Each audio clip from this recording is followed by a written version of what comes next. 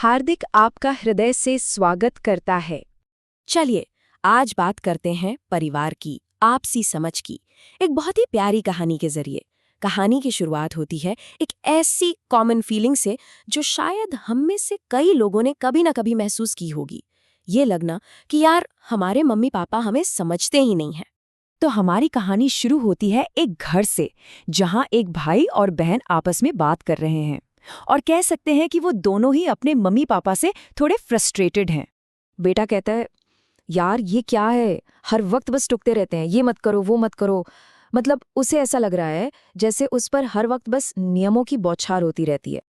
और उसकी बहन भी उसकी हाँ में हाँ मिलाती है। वो कहती है, सही कह रहा है भाई, ये तो रोज का है मम्मी पापा का, हर बात पे शुरू हो जाते हैं, हमारे जमाने में तो हम ऐसे थे, हम वैसे थे। उन्हें लगता है कि उनके पेरेंट्स आज की दुनिया को समझ ही नहीं पा रहे। अब इंटरेस्टिंग बात यह है कि बच्चों को पता नहीं होता, लेकिन उनकी माँ ये सारी बातें सुन लेती है। बाद में जब वो अपने पति से ये सब बताती है तो देखिए पिता का रिएक्शन। वो गुस्सा नहीं होते, बल्कि वो एक बड़ा ही सिंपल सा लेकिन अनोखा आइडिया देते हैं, एक गेम खेलने का। पिता को पूरा यकीन था कि कोई लेक्चर या डांट डपट नहीं, बल्कि ये एक छोटा सा खेल ही बच्चों को वो बात समझा देगा जो वो शायद बोलकर नहीं समझा पा रहे हैं। और देखिए इस गेम के रूल्स कितने सिंपल हैं।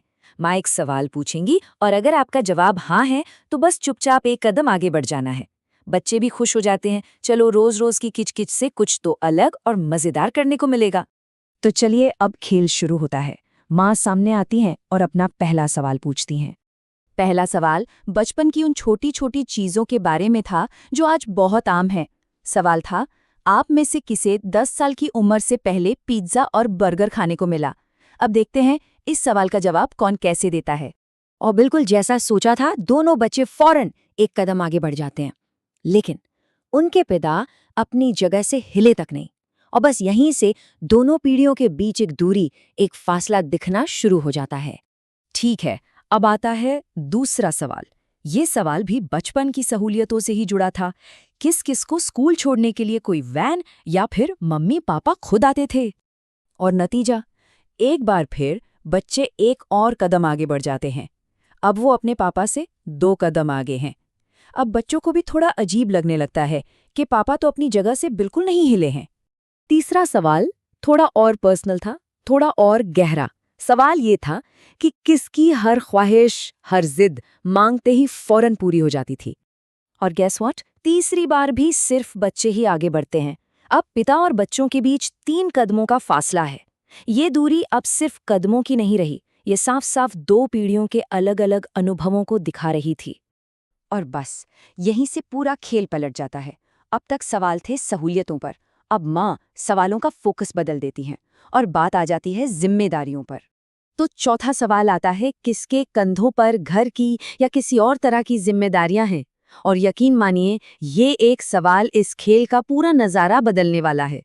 और इस बार पहली बार ऐसा होता है कि पिता एक कदम आगे बढ़ते हैं और बच्चे अपनी जगह पर ही खड़े रह जाते हैं। गेम पूरी तरह से घूम चुका था और बच्चे बस चुपचाप ये सब देख रहे थे। और अब आता है आखिरी सवाल, जो इस एहसास को और पक्का कर देता है।